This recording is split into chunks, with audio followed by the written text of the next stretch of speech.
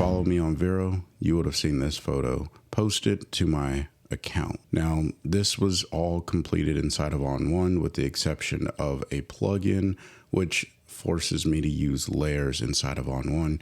And that's kind of what spurred up the idea for this content today. So I'm going to go ahead and just hit AI Auto on this particular image. And then we're going to go ahead and send this over to Silver Effects Pro by clicking on Layer, Filters, Nik Collection, and then Nik 6 Silver Effect. Now, for this process to work, you can use any plugin of your choosing. That could be Luminar Neo, that could be Silver Effects, that could be Color Effects Pro. It doesn't matter. Because this isn't a tutorial on Silver Effects or anything like that, if that's something you want to see, leave the comment down below and I will see if I can make a video centered around Silver Effects or whatever other program that you're interested in. But I have a preset that I made here that I'm just going to go ahead and apply.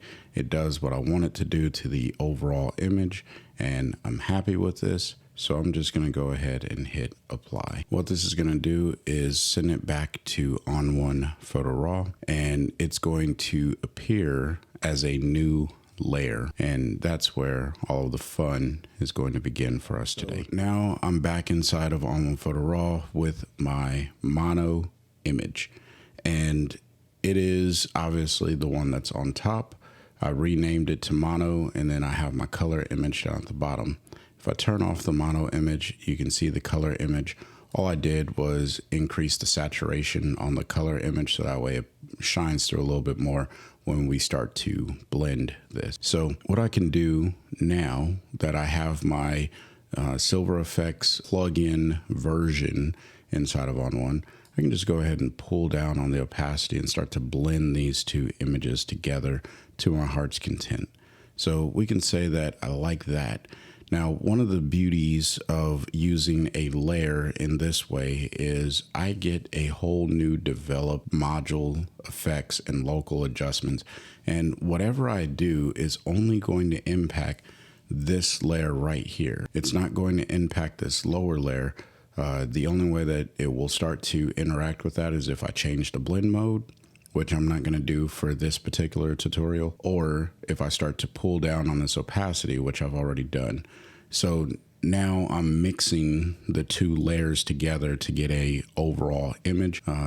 So I go from something like this to something like this. I think that this can be a little bit more dramatic. So what I did in the last one is I pulled down on my exposure for the monochrome layer, and then I came into local adjustments and I pulled up on the exposure, opened the shadows, and gave a little bit of structure. And then I just took my brush and I painted over these buildings a little bit to give the illusion that these are glowing or shining, something of that sort. And you know, this is all subjective editing, but this is a capability, and it's also practical if you're going for this style of photography or final edit. And it doesn't have to be perfect, in my opinion, because that's kind of the artistic approach, if you will, that I like to take, that everything doesn't have to be 100% perfect, unless it's one of those things that when it doesn't look right, or if it's not perfect, it doesn't look right. But I think for this, just increasing some of the exposure and really making those buildings pop, I think that that's okay.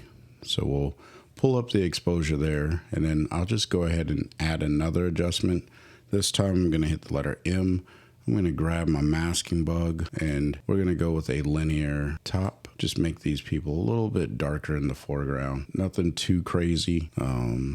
We still want to be able to see them, but I want the focus to really be here on the buildings. So then the last thing that I did to finish off that particular image is I went to effects and I added in a big softy. Now I could have easily done this inside of local adjustments like I typically do, but I just wanted to keep it simple when I was working with this particular photo. And the big softy seemed to work out the best. And I just lowered the opacity a little bit because I didn't need the sky to be too dark. Now I'll come back over to develop because I think I've made the overall image way too dark. And I'm just going to pull up on the exposure, bring back some of that light, so that way it blends pretty good. This is where you have to figure out your own stylistic approach. I could pull this more to the monochrome style, or I could pull it more to the saturated style. So bottom line, if you're using a plugin, then you're definitely going to be working with layers, and that's one of the most practical ways. As you can see, once you get done with your plugin, making all your modifications, it drops it as a new layer, and then you get to explore inside of the world of ON1, which I think is really cool, and I enjoy it. It's a ton of fun to me. So hopefully you found this content helpful. If you got questions about layers, leave it in the comment section below. Follow me on Vero, and if you want to pick up ON1, consider using my discount code in the description, FreeWillPhotos20. You get to save some money every time you check out over on the ON1 website. I get a small commission. It's a win-win for both of us. So until next time, I want you to stay inspired and keep creating. Peace.